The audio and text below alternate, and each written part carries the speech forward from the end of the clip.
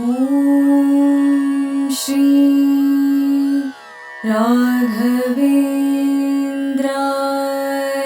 ನಮಃ. ಶ್ರೀ ಗುರುಭ್ಯೋ ನಮಃ. ಪರಮಗುರುಭ್ಯೋ ನಮಃ. ಶ್ರೀಮದಾನಂದ ತೀರ್ಥ ಭಗವತ್ಪಾದಾಚಾರ್ಯ ಗುರುಭ್ಯೋ ನಮಃ. ಶ್ರೀ ವೇದವ್ಯಾಸಾಯ ನಮಃ. ಲಕ್ಷ್ಮೀ ಹಯಗ್ರೀವಾಯ ನಮಃ. ಲಕ್ಷ್ಮೀ ವೆಂಕಟೇಶಾಯ ನಮಃ. ಓಂ ಶ್ರೀರಾಮ ರಾಮ ರಾಮೇತಿ ರಮೇ ರಾಮೇ ಮನೋರಮೇ ಸಹಸ್ರನಾಮ ತತ್ತುಲ್ಯಂ ರಾಮನಾಮಾವರಾಧನೆ. ಕೃಷ್ಣಾಯ ವಾಸುದೇವಾಯ ಹರೇ ಪರಮಾತ್ಮನೇ ಪ್ರಣತಕ್ಲೇಶನಾಶಾಯ ಗೋವಿಂದಾಯ ನಮೋ ನಮಃ. ಶ್ರೀ ಕ್ಷೇತ್ರ ಆಗಿರ್ತಕ್ಕಂಥ ಜ್ವಾಲಾ ಭವರೋಗ ವಿದ್ಯಾ ಲಕ್ಷ್ಮೀ ನರಸಿಂಹದೇವರ ಸನ್ನಿಧಾನ, ನವ ನರಸಿಂಹದೇವರ ಸನ್ನಿಧಾನ, ಸಂತಾನ ಗೋಪಾಲಕೃಷ್ಣ ಇರ್ತಕ್ಕಂಥ ಸನ್ನಿಧಾನ, ಮುಖ್ಯ ಪ್ರಾಣದೇವರ ಸನ್ನಿಧಾನ, ಅದರಲ್ಲೂ ವಿಶೇಷವಾಗಿ ರಾಯರ ಮೃತ್ತಿಕಾ ಬೃಂದಾವನದಲ್ಲಿ ರಾಯರು, ವಿಜೇಂದ್ರ ತೀರ್ಥರು, ಜಯತೀರ್ಥರು ರಾಯರು ಮೂರು ವಿಶೇಷವಾಗಿರ್ತಕ್ಕಂಥ 48 ಸಾಲಿಗ್ರಾಮ ಇರ್ತಕ್ಕಂಥ ಇಂಥ ಕ್ಷೇತ್ರದಲ್ಲಿ ರಾಯರು ಸಂಪೂರ್ಣವಾಗಿ ಪ್ರತಿಯೊಬ್ಬರಿಗೂ ಆರೋಗ್ಯ ಭಾಗ್ಯ ಸಂಪತ್ತನ್ನು ಕೊಟ್ಟು ಅವರವರ ಕುಲವನ್ನು ಉದ್ಧಾರ ಮಾಡಲಿ ಅಂತೇಳಿ ಭಗವಂತನಲ್ಲಿ ಪ್ರಾರ್ಥನೆ ಮಾಡ್ತಾ, ಬಹಳ ವಿಶೇಷವಾಗಿ ಹೇಳಿರ್ತಕ್ಕಂಥ ತಾಯಿ, ನಮ್ಮ ಮನೆಯಲ್ಲಿ ರಾಯರ ಪ್ರಸಾದ ಬಂದಿದೆ, ರಾಯರ ಪ್ರಸಾದವನ್ನು ಸ್ವೀಕಾರವನ್ನು ಮಾಡಬೇಕು. ಯಾವುದು ಸೂತ್ಕ ಬಂದಿದೆ, 3 ದಿನಗಳಾದರೆ ತಗೊಬೋದಾ ಅಂತ ಕೇಳಿದ್ದಾರೆ.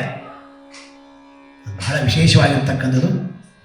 ಯಾರ ಮನೆಗನ ವಿಶೇಷವಾಗಿ ಮಂತ್ರಾಲಯಕ್ಕೆ ಹೋಗಿ ರಾಯರ ನಮಸ್ಕಾರವನ್ನು ಮಾಡ್ತೀರಾ, ಕ್ಷೇತ್ರದಲ್ಲಿ ಬೇರೆ ಬೇರೆ ಕ್ಷೇತ್ರಕ್ಕೆ ಹೋಗಿ, ಮೃತ್ತಿಕಾ ಬೃಂದಾವನ ಕ್ಷೇತ್ರಕ್ಕೆ ಹೋಗಿ ಅಲ್ಲೂ ನಮಸ್ಕಾರವನ್ನು ಮಾಡ್ತೀರಾ, ಆ ಕ್ಷೇತ್ರಗಳಲ್ಲಿ ಬೇರೆ ಬೇರೆ ಕ್ಷೇತ್ರಗಳಲ್ಲಿ ನಮಸ್ಕಾರವನ್ನು ಮಾಡಿದಾಗ ವಿಶೇಷವಾಗಿರ್ತಕ್ಕಂಥ ಫಲ. ಆ ತಾಯಿ ಕೇಳಿರ್ತಕ್ಕಂಥ ಬಹಳ ಅದ್ಭುತವಾಗಿರ್ತಕ್ಕಂಥ ಮಾತಿದು. ಯಾವುದೇ ಒಂದು ಈ ತರಹ ಇದ್ದಾಗ ಮನೆಯಲ್ಲಿ ಋತುಮತಿಗಳಾಗಿರ್ತಾರೆ, ಮನೆಯಲ್ಲಿ ಏನೋ ಒಂದು ಸಮಸ್ಯೆಗಳಾಗಿರುತ್ತೆ, ಯಾರೋ ಒಬ್ಬರು ಹೊರಟೋಗಿರ್ತಾರೆ, ಬೇರೆ ಬೇರೆ ರೀತಿಯ ಸಮಸ್ಯೆಗಳಾಗಿರುತ್ತೆ. ಆ ರೀತಿಯಾದಾಗ ಯಾವುದೇ ಕಾರಣಕ್ಕೂ ರಾಯರ ಪ್ರಸಾದವನ್ನು ಸ್ವೀಕಾರವನ್ನು ಮಾಡಬಾರದು, ಮಂತ್ರಾಕ್ಷತೆಯನ್ನು ಮುಟ್ಟಲೇಬಾರದು, ದೇವರ ಮನೆಯ ಕೋಣಕ್ಕೆ ಹೋಗಲೇಬಾರದು. ಪಾಪ ವಿಶೇಷವಾಗಿ ಬರ್ತಕ್ಕಂಥ ಪಾಪ ಇರುತ್ತೆ ಅದರಲ್ಲಿ. ಯಾಕೆ ಅಂತ ಹೇಳಿದ್ರೆ ರಾಯರಲ್ಲಿ ವಿಶೇಷ, ಅವರು ಸನ್ಯಾಸಿಗಳು, ರಾಘವೇಂದ್ರ ಸ್ವಾಮಿಗಳು ಸನ್ಯಾಸಿಗಳು ಅನ್ನೋದಕ್ಕೂ ಅದಕ್ಕಿಂತ ವಿಶೇಷ ಏನಪ್ಪ ಅಂತಂದರೆ, ರಾಘವೇಂದ್ರ ಸ್ವಾಮಿಗಳು 3 ಯುಗದಲ್ಲೂ ವಿಶೇಷವಾಗಿದ್ದರು. ಕೃತಿಯುಗ, ತ್ರೇತಾಯುಗ, ದ್ವಾಪರ, ಕಲಿ 4 ಯುಗದಲ್ಲೂ ರಾಘವೇಂದ್ರ ಸ್ವಾಮಿಗಳು ಎಲ್ಲರನ್ನೂ ಅನುಗ್ರಹವನ್ನು ಮಾಡ್ತಾ ಇದ್ದಾರೆ.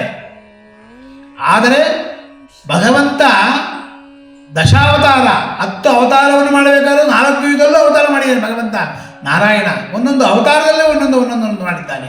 ಅದೇ ರೀತಿಯಾಗಿ ರಾಘವೇಂದ್ರ ಸ್ವಾಮಿಗಳು ಕೃತಿಯುಗ, ತ್ರೇತಾಯುಗ, ದ್ವಾಪರ, ಕಲಿ 4 ಯುಗದಲ್ಲೂ ವಿಶೇಷವಾಗಿ ಅನುಗ್ರಹವನ್ನು ಮಾಡ್ತಕ್ಕಂಥವ್ರು.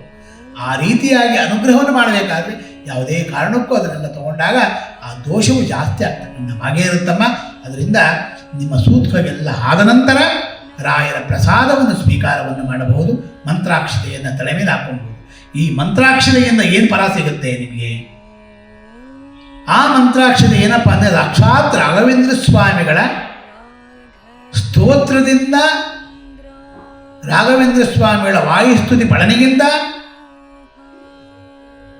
ಮಂಜುನಾಮಕನಾಗಿರ್ತಕ್ಕಂಥ ಲಕ್ಷ್ಮೀ ನರಸಿಂಹದೇವರ ಸ್ಮರಣೆಯಿಂದ, ಮನ್ಯು ಸೂಕ್ತದಿಂದ ಆ ಮಂತ್ರಾಕ್ಷತೆಯನ್ನು ವಿಶೇಷವಾಗಿ ಬಲವನ್ನು ತೆಗೆದುಕೊಂಡಿರ್ತೀರಿ. ಯಾಕೆ ಮನ್ಯು ಸೂಕ್ತವನ್ನು ಮಾಡ್ತೀರಿ? ಮನ್ಯು ಸೂಕ್ತ ಹೇಳ್ತಾರೆ ಅಂತಂದರೆ, ಎಸ್ಯೇ ಮನ್ಯೋ ವೇದ, ಆ ಮನ್ಯು ಸೂಕ್ತದಲ್ಲಿ ನರಸಿಂಹದೇವರ ವಿಶೇಷವಾಗಿ ಅನುಗ್ರಹವನ್ನು ಮಾಡ್ತಾರಂತೆ.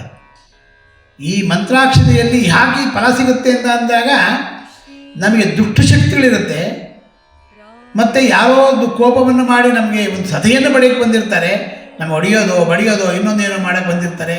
ಯಾವುದೋ ಕೆಲಸದಲ್ಲಿ ಬಹಳ ತೊಂದರೆ ಆಗ್ತಾ ಇರುತ್ತೆ.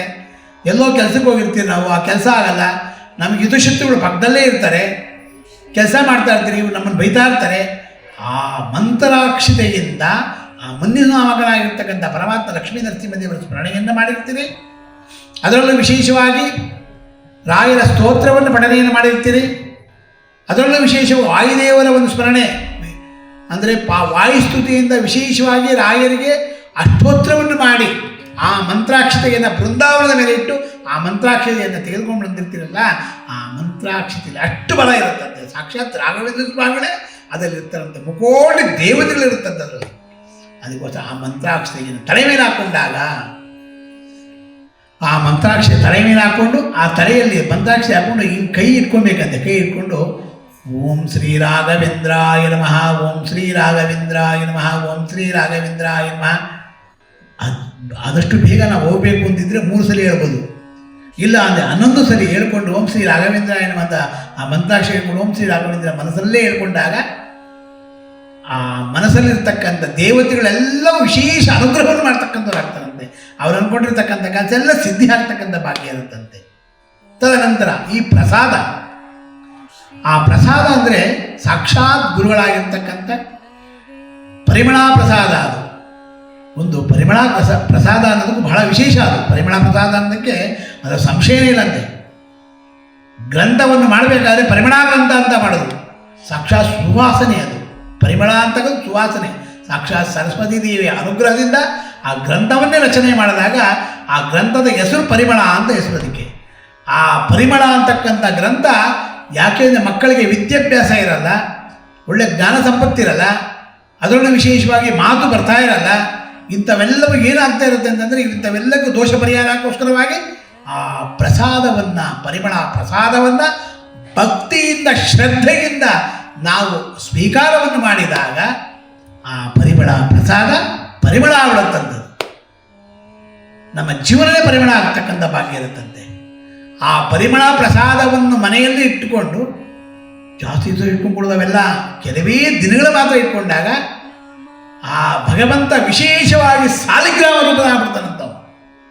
ಅಂಥ ಮಹಾನುಭಾವ ಪರಿಮಳ ಆಗುವಂಥ ಆ ಗ್ರಂಥ ಮತ್ತು ಪರಿಮಳ ಪ್ರಸಾದವನ್ನು ಸ್ವೀಕಾರವನ್ನು ಮಾಡಿದಾಗ ರುಜಿನ ರೋಗಗಳೆಲ್ಲವೂ ಪರಿಹಾರ ಆಗ್ತಕ್ಕಂಥ ಭಾಗ್ಯ ಇರುತ್ತೆ.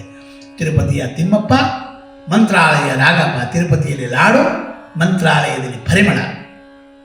ಆ ಲಾಡು ಯಾವ ರೀತಿಯಾಗಿ ಪರಿಮಳ ವಾಸನೆ ಇರುತ್ತೆ ಅದೇ ರೀತಿಯ ವಾಸನೆ ಸಾಕ್ಷಾತ್ ಗುರುಗಳು ಕೊಡ್ತಾರಂತೆ. ಗುರುಗಳಿಗೆ ಯಾರಿಗೆ? ತಿಮ್ಮಪ್ಪ ಯಾರು ಕೊಡ್ತಾನೆ? ರಾಘಪ್ಪನ ಕೊಡ್ತಾನಂತೆ. ರಾಘಪ್ಪನಿಗೆ ಕೊಡ್ತಾನಂತೆ. ಆ ರಾಘಪ್ಪ ಯಾರು? ಅವರೇ ರಾಘವೇಂದ್ರ ಸ್ವಾಮಿಗಳು. ಆ ಪರಿಮಳ ಗ್ರಂಥದಿಂದ, ಆ ವಾಸನೆಯಿಂದ ಗ್ರಂಥವನ್ನು ರಚನೆಯನ್ನು ಮಾಡ್ತಾರೆ ಅವರು. ಆ ಗ್ರಂಥವನ್ನು ರಚನೆಯನ್ನು ಮಾಡಿ ಆ ಪ್ರಸಾದ ರೂಪದಲ್ಲಿ ಎಲ್ಲರಿಗೂ ಅನುಗ್ರಹವನ್ನು ಮಾಡ್ತಾರಂತವರು.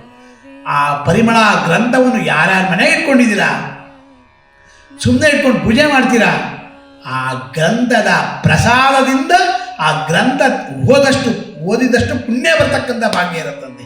ಎಷ್ಟು ಅರ್ಥ ಇದೆ ನೋಡಿ ಇದರಲ್ಲಿ.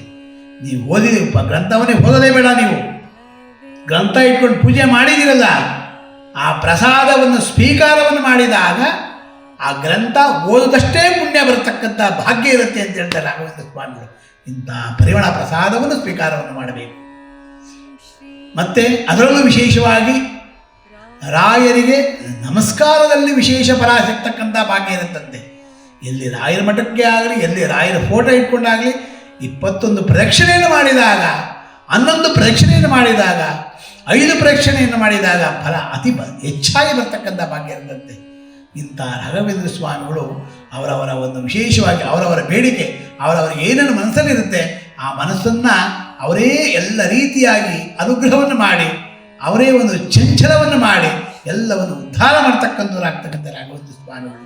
ಅವರ ಒಂದು ಸ್ಥಳಕ್ಕೆ ಬಂದಾಗ ನಿಂತುಕೊಂಡು ರಾಯರ ಸ್ಮರಣೆಯನ್ನು ಮಾಡಿ ಏನು ಕೇಳ್ತೀರಾ ಎಲ್ಲವನ್ನು ಕೊಡ್ತಕ್ಕಂಥವರೇ ನಿಮ್ಮ ಗುರುಗಳಾಗಿರ್ತಕ್ಕಂಥ ರಾಘವೇಂದ್ರ ಸ್ವಾಮಿಗಳು. ಇಂಥ ಮಂತ್ರಾಕ್ಷತೆ, ಇಂಥ ಪರಿಮಳ ಗ್ರಂಥ, ಇಂಥ ರಾಘವೇಂದ್ರ ಸ್ವಾಮಿಗಳಿಗೆ ಅಸ್ತೋದಕ ಮಾಡಿರತಕ್ಕಂಥ ಪ್ರಸಾದ ಪ್ರತಿಯೊಬ್ಬರು ಸ್ವೀಕಾರವನ್ನು ಮಾಡಿದಾಗ, ಅದರಲ್ಲೂ ವಿಶೇಷವಾಗಿ ಕೇಳ್ತಾರೆ, ಗುರುವಾರದದ್ದು ಬಂದ್ಲಿ ಪಂಚಾಮೃತ ಕುಡಿತಾರೆ, ಅಡುಗೆ ಮಾಡಿರ್ತೀರಿ, ನೈವೇದ್ಯ ಮಾಡಿ ಅಸ್ತೋದಕವನ್ನು ಮಾಡಿರ್ತೀರಿ, ಊಟನೇ ಮಾಡಲ್ಲ. ನಾವು ಇವತ್ತು ಉಪವಾಸ ಇರ್ತೀರಿ, ಊಟ ಮಾಡಲ್ರಿ ಅಂತ ಅದು ಮಾಡಿಬಿಡ್ದು. ಆ ರೀತಿಯಾಗಿ ಮಾಡಿದಾಗ ಅತಿ ನಮಗೆ ಪಾಪ ಬರ್ತಕ್ಕಂಥ ಭಾಗ್ಯ ಇರುತ್ತೆ. ಯಾಕೆ ಅಂದರೆ ರಾಘವೇಂದ್ರ ಸ್ವಾಮಿಗಳಿಗೆ ಅಸ್ತೋದಕವನ್ನು ಮಾಡಿರ್ತೀರಿ, ಅನ್ನದ ಪ್ರಸಾದವನ್ನು ಸ್ವೀಕಾರವನ್ನು ಮಾಡಿದಾಗ ಅತಿ ಹೆಚ್ಚಾಗಿ ಪುಣ್ಯ ಬರ್ತಕ್ಕಂಥ ಭಾಗ್ಯ ಇರುತ್ತಂತೆ. ಆದರೆ ಒಂದೊತ್ತು ಊಟವನ್ನು ಮಾಡಿ, ಒಂದೊತ್ತು ಉಪವಾಸವನ್ನು ಇರಿ, ಹಣ್ಣು, ಬೇರೆ ಬೇರೆ ಹಾಲು ಇಂಥವೆಲ್ಲ ಒಂದೊತ್ತು ಕುಡೀರಿ. ಯಾಕೆಂದರೆ ಪೂರ್ತಿ ಉಪವಾಸ ಇರ್ಬೋದು. ಏಕಾದಶಿ ಒಂದು ದಿನ ಬಿಟ್ಟು ಬೇರೆ ದಿವಸ ಉಪವಾಸವನ್ನು ಮಾಡಬಾರ್ದು. ಯಾಕೆ ದೇವರಿಗೆ, ರಾಯರಿಗೆ, ನರಸಿಂಹದೇವರಿಗೆ, ಕೃಷ್ಣನಿಗೆ, ರಾಮದೇವರಿಗೆ, ಹನುಮಂತ ದೇವರಿಗೆ ನೈವೇದ್ಯವನ್ನು ಮಾಡಿ ರಾಘವೇಂದ್ರ ಸ್ವಾಮಿಗಳಿಗೆ ವಿಶೇಷವಾಗಿ ಅಸ್ತೋದಕವನ್ನು ಮಾಡಿರ್ತೀರಿ. ಅದರಿಂದ ಅಸ್ತೋದಕದಿಂದ ಆ ಫಲ ವಿಶೇಷವಾಗಿ ಸಿಗ್ತಕ್ಕಂಥ ಭಾಗ್ಯ ಇರುತ್ತದೆ. ಅದಕ್ಕೆ ಅಸ್ತೋದಕದಿಂದ ಆ ಊಟವನ್ನು ಮಾಡಿದಾಗ, ದೇವರಿಗೆ ನೈವೇದ್ಯವನ್ನು ಮಾಡಿರ್ತಕ್ಕಂಥ ಊಟವನ್ನು ಮಾಡಿದಾಗ ರುಚಿನ ರೋಗಗಳೆಲ್ಲವೂ ಪರಿಹಾರ ಆಗ್ತಕ್ಕಂಥ ಭಾಗ್ಯ ಇರುತ್ತಂತೆ. ಪ್ರತಿ ಗುರುವಾರ ಎಷ್ಟೋ ಜನ ರಾಯರ ಮಠಕ್ಕೆ ಹೋಗ್ತೀರಾ ನೀವು, ಬೇರೆ ದಿವಸ ಹೋಗ್ತಿರೋ ಇಲ್ಲ ಗೊತ್ತಿಲ್ಲ, ಗುರುವಾರ ಬರಲಿ ಸಾಕು ರಾಯರೇ ರಾಯರೇ ರಾಯರೇ ಅಂತ ಹೋಗ್ತೀರಾ. ಅದೇ ರೀತಿಯಾಗಿ ಅಲ್ಲಿ ಏನು ಪ್ರಸಾದವನ್ನು ಕೊಡ್ತಾರೆ, ಆ ಪ್ರಸಾದವನ್ನು ಸ್ವೀಕಾರವನ್ನು ಮಾಡಿದಾಗ ಅತಿ ಹೆಚ್ಚಾಗಿರ್ತಕ್ಕಂಥ ಪುಣ್ಯ, ಅತಿ ಹೆಚ್ಚಾಗಿರ್ತಕ್ಕಂಥ ಭಾಗ್ಯ ಎಲ್ಲವೂ ನಿಮಗೆ ವಿಶೇಷವಾಗಿ ದೊರೆಯುತ್ತಂಥದ್ದು. ಮುತ್ತು ರತ್ನ ದೊರೆಯಿತು ನನಗೆ ಅಂತ ಹೇಳ್ತಾರೆ ರಾಯರು. ಆ ಮುತ್ತು ರತ್ನವನ್ನು ದೊರೆಯಿತು ಕೊಡ್ತಾರಂಥವರೆಲ್ಲ. ಇಂಥ ಗುರುಗಳ ಒಂದು ಮಂತ್ರಾಕ್ಷತೆಯ ಫಲ, ರಾಯರ ಮೃತ್ತಿಕೆಯ ಫಲ, ರಾಯರ ವಿಶೇಷವಾಗಿರ್ತಕ್ಕಂಥ ಪರಿಮಳ ಪ್ರಸಾದದ ಫಲ ಎಲ್ಲರಿಗೂ ಬರಲಿ. ಈ ರಾಯರ ಅನುಗ್ರಹ ಚಾನಲ್ ನೋಡ್ತಕ್ಕಂಥ ಎಲ್ಲರಿಗೂ ನಮ್ಮ ಗುರುಗಳಾಗಿರ್ತಕ್ಕಂಥ ರಾಘವೇಂದ್ರ ಸ್ವಾಮಿಗಳು ಪ್ರತಿಯೊಬ್ಬರಿಗೂ ಆರೋಗ್ಯ, ಒಳ್ಳೆ ಭಾಗ್ಯ, ಸಂಪತ್ತನ್ನು ಕೊಟ್ಟು ಅವರವರ ಕುಲವನ್ನು ಉದ್ಧಾರ ಮಾಡಲಿ ಅಂತೇಳಿ ಭಗವಂತನಲ್ಲಿ ಪ್ರಾರ್ಥನೆ ಮಾಡ್ತಾ, ಶ್ರೀರಾಮ ರಾಮ ರಾಮೇತಿ ರಮೇ ರಾಮೇ ಮನೋರಮೆ ಸಹಸ್ರನಾಮ ತತ್ತುಲ್ಯಂ ರಾಮನಾಮ ವರಾನನೆ ಕೃಷ್ಣಾಯ ವಾಸುದೇವಾಯ ಹರೇ ಪರಮಾತ್ಮನೆ ಪ್ರಣತಶ್ಲೇಷನಾಶಾಯ ಗೋವಿಂದಾಯ ನಮೋ ನಮಃ. ಪೂಜ್ಯಾಯ ರಾಘವೇಂದ್ರಾಯ ಸತ್ಯ ಧರ್ಮರತಾಯ ಚ ಭಜತಾಂ ಕಲ್ಪವೃಕ್ಷಾಯ ನಮತಾಂ ಕಾಮಧೇನುವೆ. ಇಂತಹ ಗುರುಗಳು ಸಂಪೂರ್ಣವಾಗಿ ನನ್ನಲ್ಲಿರ್ತಕ್ಕಂಥ ಹಂಸನಾಮಕ ಪಕ್ಷಿಯಾಗಿರ್ತಕ್ಕಂಥ ಹೇಗೆ ಹಾಲನ್ನು ತಗೊಂಡು ನೀರನ್ನು ಬಿಡುತ್ತೋ, ನನ್ನಲ್ಲಿರ್ತಕ್ಕಂಥ ಎಲ್ಲ ಕೆಟ್ಟ ಗುಣಗಳನ್ನು ಬಿಟ್ಟು ನನ್ನಲ್ಲಿರ್ತಕ್ಕಂಥ ಒಳ್ಳೆಯ ಗುಣಗಳನ್ನು ತಗೊಂಡು ನಮ್ಮನ್ನೆಲ್ಲ ಉದ್ಧಾರ ಮಾಡಿ ಅಂತೇಳಿ ಭಗವಂತನಲ್ಲಿ ಪ್ರಾರ್ಥನೆ ಮಾಡ್ತಾ, ರಾಯರ ಅನುಗ್ರಹ ಚಾನಲ್ ನೋಡ್ತಕ್ಕಂಥ ಎಲ್ಲರಿಗೂ ರಾಯರು ಸಂಪೂರ್ಣವಾಗಿ ಅನುಗ್ರಹವನ್ನು ಮಾಡಿ, ಯುಗಾದಿ ಹಬ್ಬದಲ್ಲಿ ವಿಶೇಷವಾಗಿ ಅನುಗ್ರಹವನ್ನು ಮಾಡಿ ಅವರವರ ಕಷ್ಟಗಳನ್ನೆಲ್ಲ ಪರಿಹಾರ ಮಾಡಿ, ವಿಶೇಷವಾಗಿರ್ತಕ್ಕಂಥ ನಕ್ಷತ್ರ, ವಿಶೇಷವಾಗಿರ್ತಕ್ಕಂಥ ಯೋಗ, ವಿಶೇಷವಾಗಿರ್ತಕ್ಕಂಥ ಅವರವರ ಮನಸ್ಸು ಎಲ್ಲರನ್ನು ಒಳ್ಳೆಯದು ಮಾಡಲಿ ಅಂತೇಳಿ ಭಗವಂತನ ಪ್ರಾರ್ಥನೆ ಮಾಡಿ ಕೃಷ್ಣ ಅರ್ಪಣ ಅಂತರ್ಗತ ಭಾರತೀಶ. ಪುಟ್ಟರಾಯರೇ, ಏನ್ ಮಾಡ್ತಿದ್ದೀರಾ? ಪ್ರತಿದಿನ ನಮ್ಮಪ್ಪ ಅಮ್ಮ ನಿಮ್ಮ ಚಾನೆಲ್ನ ಎಲ್ಲಾ ವಿಡಿಯೋಗಳನ್ನ ನೋಡುತ್ತಾರೆ, ಆದ್ರೆ ಸಬ್ಸ್ಕ್ರೈಬ್ ಶೇರ್ ಮಾಡೋದು ಮರೆತಿದ್ದಾರೆ. ಅದಕ್ಕೆ ನಾನು ಸಬ್ಸ್ಕ್ರೈಬ್ ಶೇರ್ ಮಾಡ್ತಿದ್ದೆ, ಕಮೆಂಟ್ ಕೂಡ ಮಾಡ್ತಿದ್ದೆ. ಹಾಗಾದ್ರೆ ನೀವು ಕೂಡ ಸಬ್ಸ್ಕ್ರೈಬ್ ಶೇರ್ ಕಮೆಂಟ್ ಮಾಡಿ ಪ್ಲೀಸ್. ಓಂ ಶ್ರೀ ರಾಘವೇಂದ್ರ